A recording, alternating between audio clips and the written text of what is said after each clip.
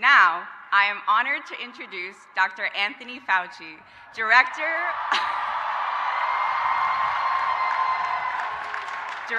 of the National Institute of Allergy and Infectious Diseases Laboratory at the National Institutes of Health. Welcome, Dr. Fauci.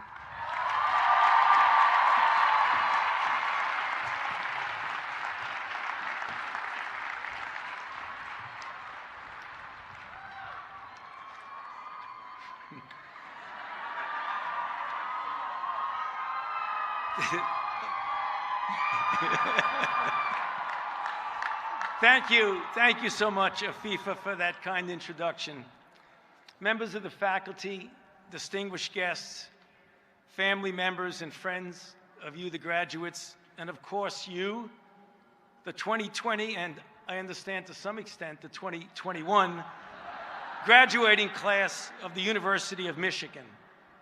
It is a privilege and an honor, believe me, to be your commencement speaker, and I'm humbled to be receiving an honorary degree from this distinguished university. I thank the Board of Regents and President Coleman for bestowing this honor on me. Now, I no longer feel like an outsider when I get carried away looking at the basketball and football games on TV. And when I say go blue, now I'm legitimate, right?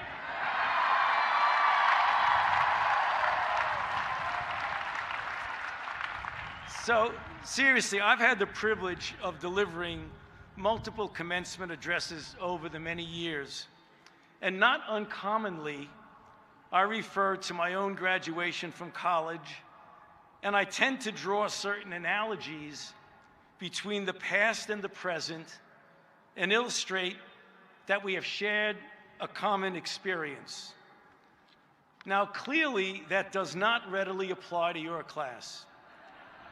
The profound ways that COVID-19 has disrupted your student years, as you've heard from previous speakers, are unprecedented. Otherwise, why would we be celebrating the graduation of the class of 2020 and 2021 in May of 2022?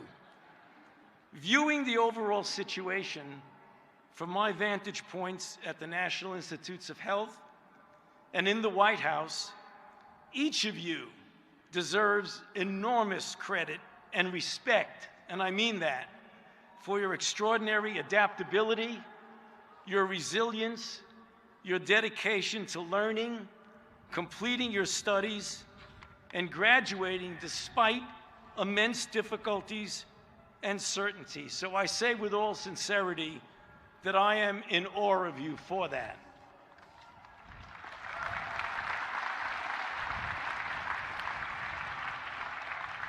And so, while my college experience was quite different from yours, I just would like to briefly reflect on certain issues that have been important to me since my graduation many years ago, and that still might be worth at least considering as you leave the University of Michigan. First, expect the unexpected. Planning and charting one path in life is something we've all done to a greater or lesser degree. You've actually already done that to some extent by choosing this extraordinary institution of the University of Michigan for your education.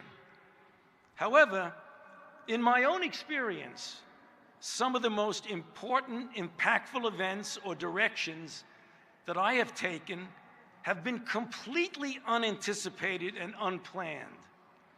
You are at a virtually totipotential period in your lives, and so please keep a completely open mind and do not shy away from dreaming impossible dreams and seizing upon unanticipated opportunities.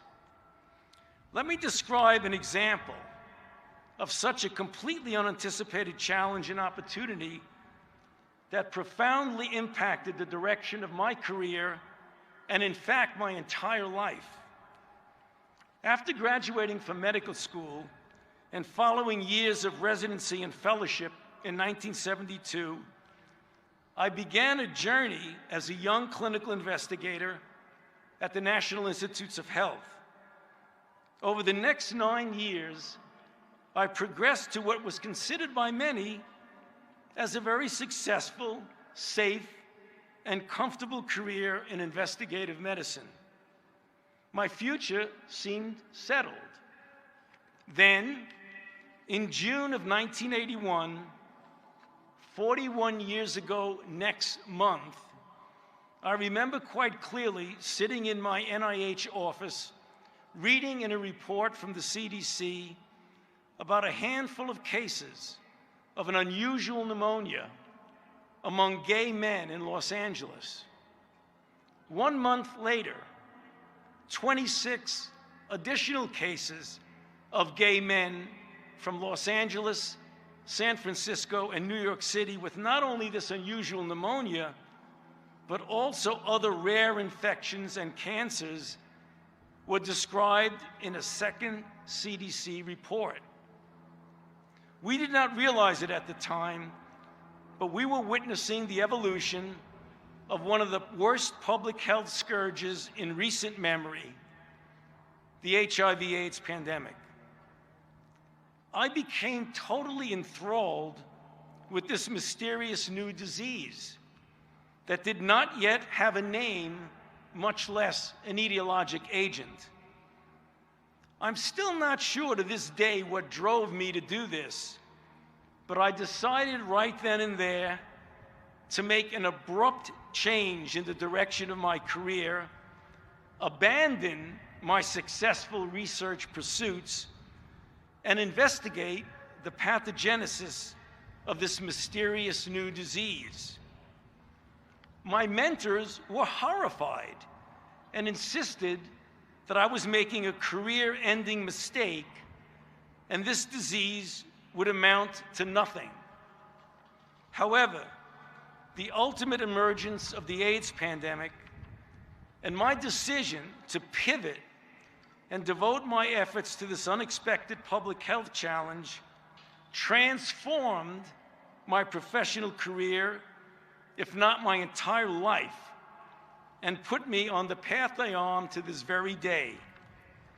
Now, obviously, not every opportunity or challenge that you encounter will influence your careers or your lives or be as dramatic as a mysterious infectious diseases outbreak, that's for sure. However, please believe me that you will confront the same types of unpredictable events that I have experienced, regardless of what directions your careers or your lives take.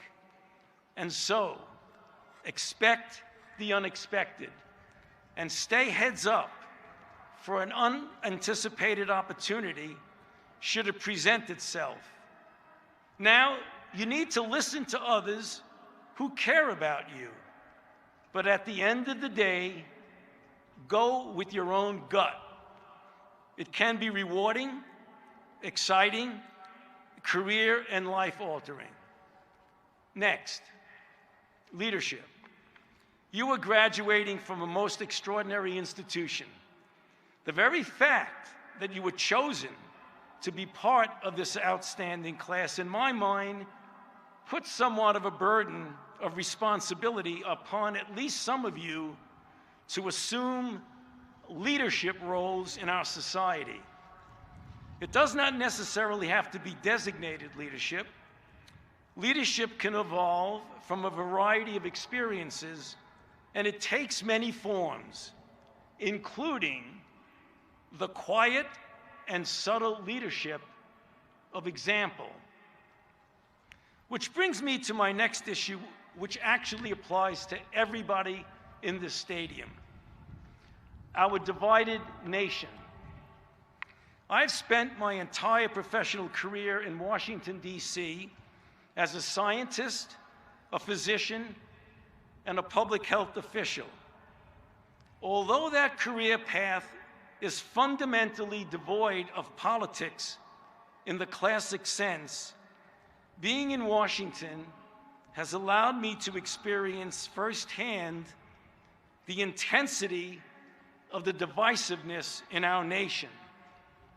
What troubles me is that differences of opinion or ideology have in certain circumstances been reflected by egregious distortions of reality.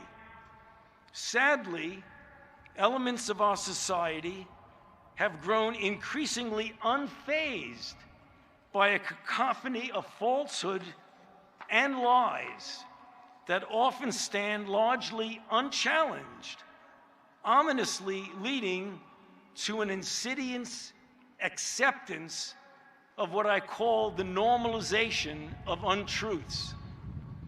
We see this happen daily, propagated through a range of information platforms, social medias, and so-called news organizations. And sad to say, certain elected officials in positions of power.